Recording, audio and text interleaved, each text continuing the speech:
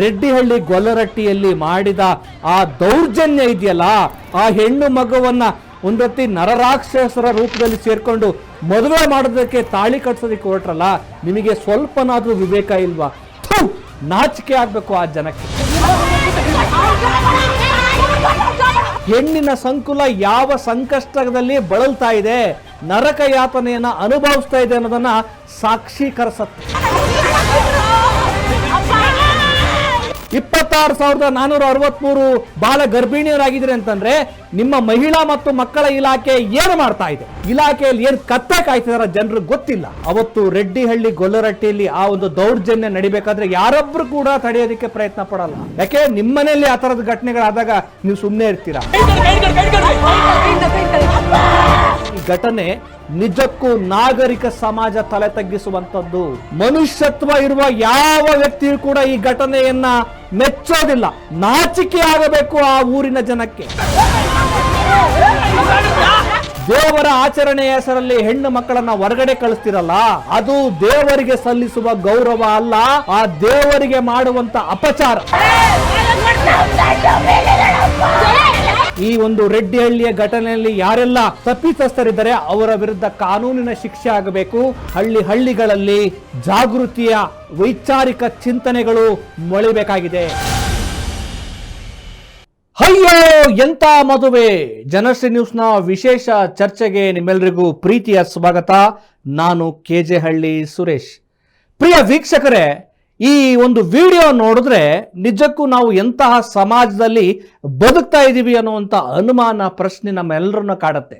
ಯಾವುದಪ್ಪ ಆ ವಿಡಿಯೋ ಅಂದರೆ, ಈ ರೆಡ್ಡಿಹಳ್ಳಿ ಗೊಲ್ಲರಟ್ಟಿ ಅನ್ನುವಂಥ ಈ ಚಿತ್ರದುರ್ಗ ಜಿಲ್ಲೆ ಚಳ್ಳಕೆರೆ ತಾಲೂಕಿನ ಒಂದು ಘಟನೆ ನಿಜಕ್ಕೂ ನಮ್ಮೆಲ್ಲರನ್ನ ದಂಗಬಡಿಸುತ್ತೆ.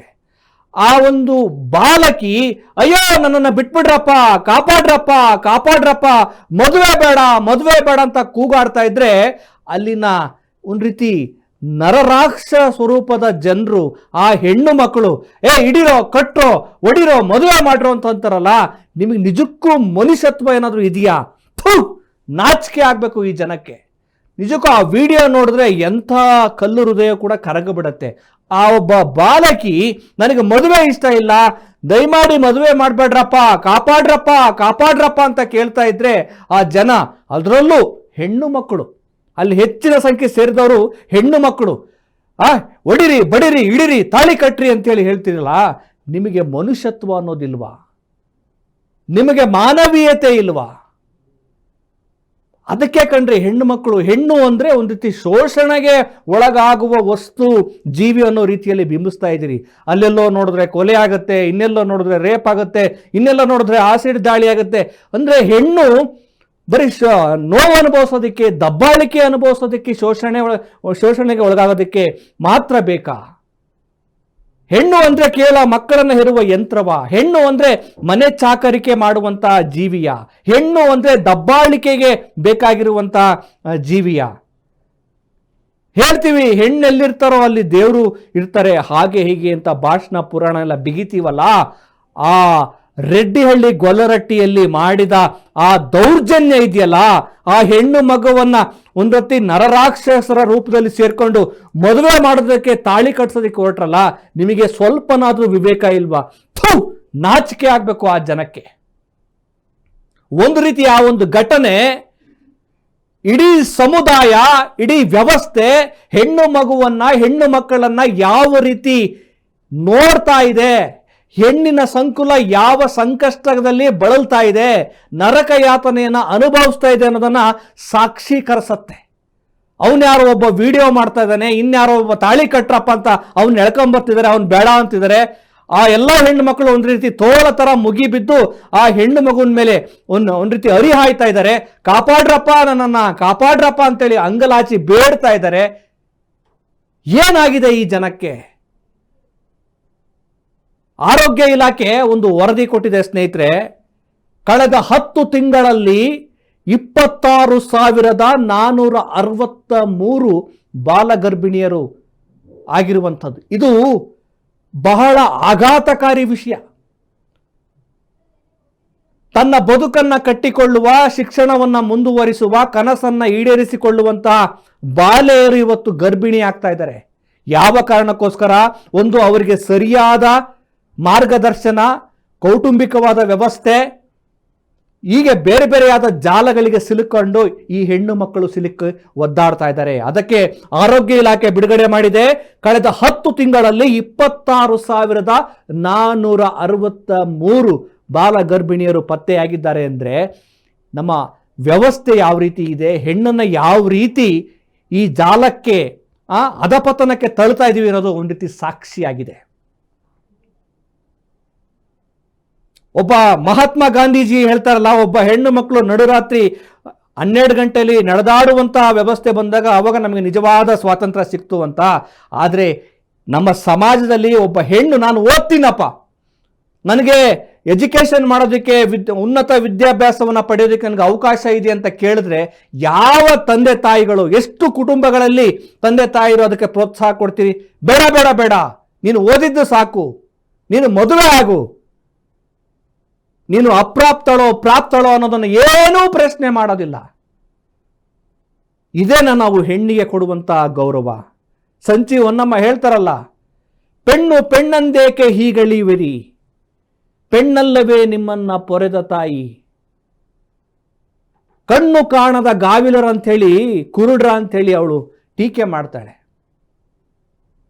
ಹೆಣ್ಣು ಸಮಾಜದ ಕಣ್ಣು ಅಂತೇಳಿ ನಾವು ಸ್ಲೋಗನ್, ಉದ್ದುದ್ದ ಭಾಷಣಗಳನ್ನು, ಸ್ಲೋಗನನ್ನು ಬರಿತೇವೆ. ಆದರೆ ಅದೇ ಹೆಣ್ಣು ದೌರ್ಜನ್ಯಕ್ಕೊಳಗಾದಾಗ, ದಬ್ಬಾಳಿಕೆಗೆ ಒಳಗಾದಾಗ ನಾವೆಲ್ಲರೂ ಕೂಡ ಒಳ್ಳೆ ಸಿನಿಮಾ ನೋಡ್ತಾ ಇರ್ತೀವಿ.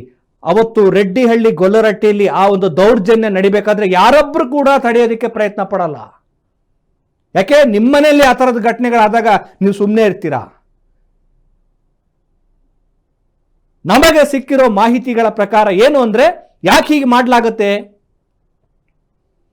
ಅವಳು ಎಜುಕೇಶನ್ನ ಮುಂದುವರಿಸಿದ್ರೆ ಬೇರೆ ಯಾರನ್ನೋ ಪ್ರೀತಿ ಮಾಡ್ಬೋದು. ಈ ಸಮಾಜ ಯೋಚನೆ ಮಾಡೋದು, ಹೆಣ್ಮಕ್ಳನ್ನ ಯಾಕೆ ವಿದ್ಯಾಭ್ಯಾಸಕ್ಕೆ ಕಳಿಸಲ್ಲ? ಅಥವಾ ಅವಳು ನಮ್ಮ ಕೌಟುಂಬಿಕ ಅಂದ್ರೆ ರಕ್ತ ಸಂಬಂಧದಲ್ಲಿ ಮದುವೆ ಆಗದೆ ಇದ್ರೆ ಅವಳು ಬೇರೆ ಇದಕ್ಕೆ ಹೋಗ್ಬಿಡ್ಬೋದು, ಅವಾಗ ನಮಗೆ ಸಿಗೋದಿಲ್ಲ. ಏನೇನೋ ಹುಚ್ಚುಚ್ಚು ನಿರ್ಧಾರಗಳು. ಇವತ್ತು ತೊಟ್ಟಿಲು ತೂಗುವ ಕೈ, ಅಧಿಕಾರವನ್ನ ಹಿಡಿಯುವ, ದೇಶವನ್ನ ಆಳುವ ಮಟ್ಟಕ್ಕೆ ಹೆಣ್ಣು ಬೆಳೆದಿದ್ದಾಳೆ. ಅಂತರಿಕ್ಷದಲ್ಲಿ ಹಾರಾಡುವ ಮಟ್ಟಕ್ಕೆ ಹೆಣ್ಣು ಬೆಳೆದಿದ್ದಾಳೆ. ಆಮೇಲೆ ನಮ್ಮ ಇಡೀ ಬದುಕಲ್ಲಿ ಹೆಣ್ಣು ತಾಯಿಯಾಗಿ, ಮಗಳಾಗಿ, ಸೊಸೆಯಾಗಿ, ಅತ್ತಿಗೆಯಾಗಿ ಎಲ್ಲ ರೂಪದಲ್ಲೂ ಆವರಿಸ್ಕೊಂಡಿರ್ತಾಳೆ. ಆದರೆ ಮತ್ತೆ ಅದೇ ಹೆಣ್ಣಿನ ಮೇಲೆ ಈ ಪುರುಷ ದಬ್ಬಾಳಿಕೆ ನಿರಂತರವಾಗಿ ನಡೀತಾನೆ ಇರುತ್ತೆ. ಸ್ನೇಹಿತರೆ, ಚಳ್ಳಕೆರೆ ತಾಲೂಕಿನ ರೆಡ್ಡಿಹಳ್ಳಿ ಗೊಲ್ಲರಹಟ್ಟಿಯಲ್ಲಿ ನಡೆದಿರುವಂಥ ಈ ಘಟನೆ ನಿಜಕ್ಕೂ ನಾಗರಿಕ ಸಮಾಜ ತಲೆ ತಗ್ಗಿಸುವಂಥದ್ದು. ಮನುಷ್ಯತ್ವ ಇರುವ ಯಾವ ವ್ಯಕ್ತಿಯೂ ಕೂಡ ಈ ಘಟನೆಯನ್ನ ಮೆಚ್ಚೋದಿಲ್ಲ. ನಾಚಿಕೆ ಆಗಬೇಕು ಆ ಊರಿನ ಜನಕ್ಕೆ. ಇನ್ಯಾವುದೋ ದೇವರ ಆಚರಣೆಯ ಹೆಸರಲ್ಲಿ ಹೆಣ್ಣು ಮಕ್ಕಳನ್ನ ಹೊರಗಡೆ ಕಳಿಸ್ತಿರಲ್ಲ, ಅದು ದೇವರಿಗೆ ಸಲ್ಲಿಸುವ ಗೌರವ ಅಲ್ಲ, ಆ ದೇವರಿಗೆ ಮಾಡುವಂತ ಅಪಚಾರ. ಸೂತಕದ ನೆಪದಲ್ಲಿ ನಮ್ಮ ದೇವರಿಗೆ ಮೈಲಿಗೆ ಆಗುತ್ತೆ ಅನ್ನೋ ಉದ್ದೇಶಕ್ಕೋಸ್ಕರ ಹೊರಗಡೆ ಕಳಿಸ್ತಿರಲ್ಲ, ಅದು ದೇವರಿಗೆ ಸಲ್ಲಿಸುವ ಗೌರವ ಅಲ್ಲ, ಪ್ರೀತಿ ಅಲ್ಲ, ಭಕ್ತಿ ಅಲ್ಲ.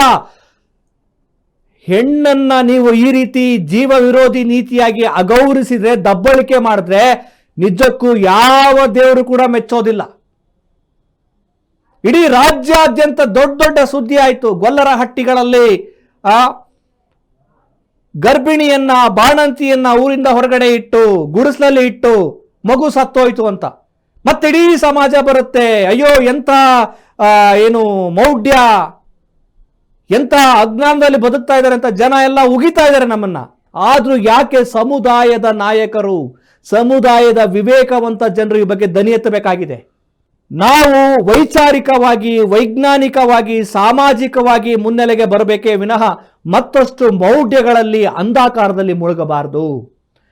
ಹೆಣ್ಣು ಮಕ್ಕಳು ಅವರು ಪೂಜನೀಯ. ಸೃಷ್ಟಿಲೇನಾದ್ರೂ ಶ್ರೇಷ್ಠಳು ಅಂತ ಏನಾದ್ರು ಇದ್ರೆ ಅದು ಹೆಣ್ಣು ಅಂತ. ಯಾಕಂದ್ರೆ ಅವಳು ಸಹಿಸಿಕೊಳ್ಳುವ ಶಕ್ತಿ ಇದೆ, ಹೆರುವ ಶಕ್ತಿ ಇದೆ, ಸಹನೆ ಇದೆ. ಹೆಣ್ಣಿಗೆ ಏನು ಭೂಮಿ ತಾಯಿನ ಯಾಕೆ ಹೋಲಿಸ್ತಾರೆ ಅಂದರೆ ಅವಳಿಗೆ ಅಷ್ಟು ಸಹನಾಧರಿತ್ರಿ ಅಂತ. ಆದರೆ ಅದೇ ಹೆಣ್ಣು ಮಗುವಿನ ಮೇಲೆ ದಾಳಿ ಮಾಡ್ತೇವೆ.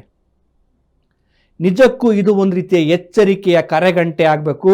ಆ ಇಡೀ ಸಮುದಾಯ ಇನ್ನಾದರೂ ತನ್ನ ಸಮುದಾಯದಲ್ಲಿರುವಂಥ ಮೌಢ್ಯಗಳನ್ನು ಕಳೆದುಕೊಳ್ಳುವಂತಹ, ಜೊತೆಗೆ ಯಾವುದೇ ಜಾತಿಯಲ್ಲಿ ಯಾವುದೇ ಸಮುದಾಯದಲ್ಲಿ ಈ ರೀತಿ ಮಹಿಳೆಯರ ಮೇಲೆ, ಹೆಣ್ಣು ಮಕ್ಕಳ ಮೇಲೆ, ಬಾಲಕಿಯರ ಮೇಲೆ ದೌರ್ಜನ್ಯಗಳಾದರೆ ಅದನ್ನು ಕಡಾಖಂಡಿತವಾಗಿ ಖಂಡಿಸುವಂಥ ಮಾನವೀಯತೆ ನಮ್ಮ ಸಮಾಜಕ್ಕೆ ಬರಬೇಕಾಗಿದೆ. ಅಯ್ಯೋ ಆ ಜಾತಿನ ನನಗ್ಯಾಕಪ್ಪ, ಅಯ್ಯೋ ಆ ಜಾತಿ ಹೆಣ್ಮಕ್ಳು ದೌರ್ಜನ್ಯ ಆದರೆ ನಾನ್ಯಾಕೆ ದನಿ ಎತ್ತಬೇಕು, ನನ್ನ ಜಾತಿ ಬೇರೆ ಅನ್ನೋದಲ್ಲ. ಇಲ್ಲಿ ಜಾತಿ ಧರ್ಮಗಳ ಪ್ರಶ್ನೆ ಅಲ್ಲ. ಮನುಷ್ಯರಿಗೆ ನೋವಾದಾಗ ಮನುಷ್ಯರು ಸ್ಪಂದಿಸಬೇಕು ಅನ್ನುವಂಥ ಮಾನವೀಯತೆಯ ಕಳಕಳಿ ಬಹಳ ಮುಖ್ಯ. ಆ ನೆಲೆಯಲ್ಲಿ ನಾವು ಯೋಚನೆ ಮಾಡಬೇಕಾಗಿದೆ. ಅಲ್ಲೆಲ್ಲೋ ಪಾಪ ಮೂಕ ಬಾಯಿಲ್ಲದ ಹೆಣ್ಣು ಮಗು ಮೇಲೆ ಅತ್ಯಾಚಾರ ಮಾಡ್ತಾರೆ, ಯಾರು ಕೂಡ ಅದ್ರ ಬಗ್ಗೆ ಸ್ವಲ್ಪ ಮಾತಾಡ್ತಾರೆ, ಆಮೇಲೆ ಈಗೆಲ್ಲ ಹೋಯ್ತು, ಮರ್ತೋಗ್ಬಿಟ್ರು. ಇನ್ನೆಲ್ಲೋ ಹೆಣ್ಣು ಮಗುವಿನ ಮೇಲೆ ಆಸಿಡ್ ದಾಳಿ ಆಗತ್ತೆ, ಸ್ವಲ್ಪ ಧ್ವನಿ ಎತ್ತಾರೆ, ಮತ್ತೆ ಮರ್ತೋಗ್ತು. ಅಂದರೆ ಹೆಣ್ಣು ಮಕ್ಕಳ ಮೇಲೆ ನಡೆಯುವಂಥ ಈ ದಾಳಿಗಳು ತುಂಬ ಸಹಜ ಅನ್ನೋ ಮಟ್ಟಕ್ಕೆ ನಾವು ಬಂದ್ಬಿಟ್ಟಿದ್ದೇವೆ. ಸ್ನೇಹಿತರೆ, ನಾಳೆ ನಮ್ಮ ಮನೆಗಳ ಮೇಲೂ ಈ ರೀತಿ ದಾಳಿಗಳಾಗಬಹುದು. ನಮ್ಮ ಮನೆಗಳಲ್ಲೂ ಕೂಡ ಹೆಣ್ಣು ಮಕ್ಕಳು ಇರ್ತಾರೆ. ಅವರನ್ನೂ ಕೂಡ ಕಾಪಾಡುವ, ಸಮಾಜದಲ್ಲಿರುವಂಥ ಹೆಣ್ಣು ಜೀವಿಗಳನ್ನು ರಕ್ಷಿಸುವ ಕೆಲಸವನ್ನು ನಾವು ಮಾಡಬೇಕಾಗಿದೆ. ರಾಜ್ಯ ಸರ್ಕಾರ ಇನ್ನಾದರೂ ಮಹಿಳಾ ಮತ್ತು ಕಲ್ಯಾಣ ಇಲಾಖೆ ಸಮಾಜ ಕಲ್ಯಾಣ ಇಲಾಖೆಗಳಿಗೆ ಸ್ವಲ್ಪ ಕೆಲಸ ಮಾಡಕ್ಕೆ ಹೇಳಬೇಕು. ನಿಮಗೆ ಕೋಟಿ ಕೋಟಿ ಹಣ ಬರ್ತಾ ಇದೆ, ಆ ಹಣವನ್ನು ತೆಗೆದುಕೊಂಡು ನೀವೇನು ಲೂಟಿ ಮಾಡ್ತಾ ಇದ್ದೀರಾ, ಸರಿಯಾಗಿ ಮಹಿಳೆಯರಿಗೆ ಸಮಾಜಕ್ಕೆ ಬಳಕೆ ಆಗೋ ರೀತಿಯಲ್ಲಿ ಏನಾದರೂ ಕೆಲಸ ಮಾಡ್ತಿದ್ದೀರಾ ಗೊತ್ತಿಲ್ಲ. 26,463 ಬಾಲ ಗರ್ಭಿಣಿಯರಾಗಿದ್ದಾರೆ ಅಂತಂದ್ರೆ ನಿಮ್ಮ ಮಹಿಳಾ ಮತ್ತು ಮಕ್ಕಳ ಇಲಾಖೆ ಏನು ಮಾಡ್ತಾ ಇದೆ? ಅವರಿಗೆ ಜಾಗೃತಿ ಮಾಡಬೇಕಲ್ಲ. ಹಟ್ಟಿಗಳಿಗೆ ಹೋಗಿ, ಹಳ್ಳಿಗಳಲ್ಲಿ ಹೋಗಿ ಈ ರೀತಿ ಅಪ್ರಾಪ್ತ ವಯಸ್ಸಲ್ಲಿ ಹೆಣ್ಣು ಮಕ್ಕಳನ್ನ ಮದುವೆ ಮಾಡೋದು ಕಾನೂನು ರೀತಿಯಲ್ಲಿ ಅಪರಾಧ. ಅದು ಮಹಿಳೆಯ ಆರೋಗ್ಯಕ್ಕೂ ಕೂಡ ತೊಂದರೆ. ಇದನ್ನು ಹೇಳಬೇಕಲ್ಲಪ್ಪ. ನಾವು ಟ್ಯಾಕ್ಸ್ ಕೊಡ್ತಾ ಇದ್ದೀವಲ್ಲಪ್ಪ. ಇಲಾಖೆಯಲ್ಲಿ ಏನು ಕತ್ತೆ ಕಾಯ್ತಿದಾರ ಜನರಿಗೆ ಗೊತ್ತಿಲ್ಲ. ಜನಶ್ರೀ ನ್ಯೂಸ್ ಕಳಕಳಿಯಲ್ಲಿ ಈ ಮೂಲಕ ಎಚ್ಚರಿಕೆಯನ್ನು ಕೊಡ್ತಾ ಇದೆ. ರಾಜ್ಯ ಸರ್ಕಾರ ಮತ್ತು ಸಂಬಂಧಪಟ್ಟ ಇಲಾಖೆ ಇನ್ಯಾವತ್ತೂ ಈ ರೀತಿಯ ಬಾಲಕಿಯ ಮೇಲೆ ಅಮಾನುಷವಾಗಿ ದೌರ್ಜನ್ಯ ಮಾಡುವಂಥ ಈ ಘಟನೆಗಳು ಮತ್ತೆಲ್ಲೂ ಮರುಕಳಿಸಬಾರದು. ಅದಕ್ಕೆ ಎಲ್ಲ ಕುಟುಂಬಗಳಲ್ಲೂ ಕೂಡ ವಿವೇಕವಂತರು ಬೇಕಾಗಿದೆ. ಅಕ್ಷರವಂತರು ಪ್ರಯೋಜನ ಇಲ್ಲ. ವಿವೇಕವಂತರು ಏನು ಮಾಡ್ತಾರೆ ಅಂತಂದ್ರೆ, ಒಬ್ಬ ಮಹಿಳೆ ಒಬ್ಬ ಹೆಣ್ಣು ಮಗಳು ಪ್ರಾಪ್ತ ವಯಸ್ಸಿಗೆ ಬರುವುದಕ್ಕಿಂತ ಮುಂಚೆ ಮದುವೆಯನ್ನ ಮಾಡಬೇಡ್ರಪ್ಪ ಅಂಥೇಳಿ ವಿವೇಕವಂತರು ಹೇಳ್ತಾರೆ. ಒಂದು ಹೆಣ್ಣು ತನಗೆ ಇಷ್ಟಪಟ್ಟವರನ್ನ ಮದುವೆ ಆಗೋದಕ್ಕೆ, ವಿವಾಹ ಆಗೋದಕ್ಕೆ ಕಾನೂನಲ್ಲಿ ಅವಕಾಶ ಇದೆ, ಅದನ್ನು ತಪ್ಪಿಸಬೇಡಿ ಅಂತೇಳಿ ವಿವೇಕವಂತರು ಹೇಳ್ತಾರೆ. ವಿದ್ಯಾರ್ಥಿಗಳಿಗೆ ಇನ್ನೂ ಉನ್ನತ ವಿದ್ಯಾಭ್ಯಾಸ ಮಾಡುವ ಅವಕಾಶ ಇದ್ರೆ ಅದನ್ನ ಸಪೋರ್ಟ್ ಮಾಡಿ ಅಂತೇಳಿ ವಿವೇಕವಂತರು ಹೇಳ್ತಾರೆ. ಒಂದು ವೇಳೆ ಅವರು ಪ್ರಾಪ್ತರಾಗಿ ಪರಸ್ಪರ ಪ್ರೀತಿಸಿ ಮದುವೆ ಆದ್ರೆ ಅದಕ್ಕೆ ಅಡ್ಡಿಪಡಿಸಬೇಡಿ ಅಂತೇಳಿ ವಿವೇಕವಂತರು ಹೇಳ್ತಾರೆ. ಹೆಣ್ಣಿಗೇನಾದ್ರೂ ಜೀವ ವಿರೋಧಿ ನೀತಿಯಾದ ಮೌಢ್ಯಗಳನ್ನ ಮಾಡಿದ್ರೆ, ಮುಟ್ಟು ಹುಟ್ಟು ಇನ್ಯಾವುದೋ ಮಲಿನ ಅಂತೇಳಿ ಆ ರೀತಿಯ ಹೇರಿಕೆಗಳನ್ನ ಮಾಡಿ ಅವಳನ್ನ ಮೌಢ್ಯಕ್ಕೆ ತಳ್ಳಿದ್ರೆ ಅದಕ್ಕೆ ಕಾನೂನಿನ ಶಿಕ್ಷೆ ಇದೆ. ಆ ರೀತಿ ಮಾಡಬೇಡಿ, ಹೆಣ್ಣನ್ನ ಗೌರವಿಸಿ ಅಂತ ವಿವೇಕವಂತರು ಹೇಳ್ತಾರೆ. ಆದ್ರೆ ಮೌಢ್ಯವಂತರು, ಮೂಢಾಚಾರಿಗಳು, ಕಂದಾಚಾರಿಗಳು ಕಾನೂನನ್ನು ನೋಡೋದಿಲ್ಲ. ಅಂಥವರಿಗೆ ಕಾನೂನಿನ ಶಿಕ್ಷೆ ಇದೆ ಅಂತೇಳಿ ವಿವೇಕವಂತರು ಹೇಳಬೇಕಾಗಿದೆ. ಈ ಒಂದು ರೆಡ್ಡಿಹಳ್ಳಿಯ ಘಟನೆಯಲ್ಲಿ ಯಾರೆಲ್ಲ ತಪ್ಪಿತಸ್ಥರಿದ್ದಾರೆ ಅವರ ವಿರುದ್ಧ ಕಾನೂನಿನ ಶಿಕ್ಷೆ ಆಗಬೇಕು. ಹಳ್ಳಿಗಳಲ್ಲಿ ಜಾಗೃತಿಯ ವೈಚಾರಿಕ ಚಿಂತನೆಗಳು ಮೊಳಿಬೇಕಾಗಿದೆ. ವೈಚಾರಿಕತೆ ಪ್ರಜ್ಞೆ ಬರಬೇಕಾಗಿದೆ. ಮಾನವೀಯತೆ ಎಲ್ಲ ಕಡೆ ಹರಿಬೇಕಾಗಿದೆ. ಆ ನೆಲೆಯಲ್ಲಿ ಸಂಬಂಧಪಟ್ಟ ಹಟ್ಟಿಯ ಜನ, ಪ್ರಜ್ಞಾವಂತ ಬುದ್ಧಿಜೀವಿಗಳು, ಸಮಾಜ, ಅಧಿಕಾರಿಗಳು, ಪತ್ರಕರ್ತರು ಎಲ್ಲರೂ ಕೆಲಸ ಮಾಡಬೇಕಾಗಿದೆ. ಇಂಥ ಘಟನೆಗಳಾದಾಗ ಹೋ ಅಂತ ಬಾಯಿ ಬಡ್ಕೊಂಡ್ರೆ ಏನು ಪ್ರಯೋಜನ ಇಲ್ಲ.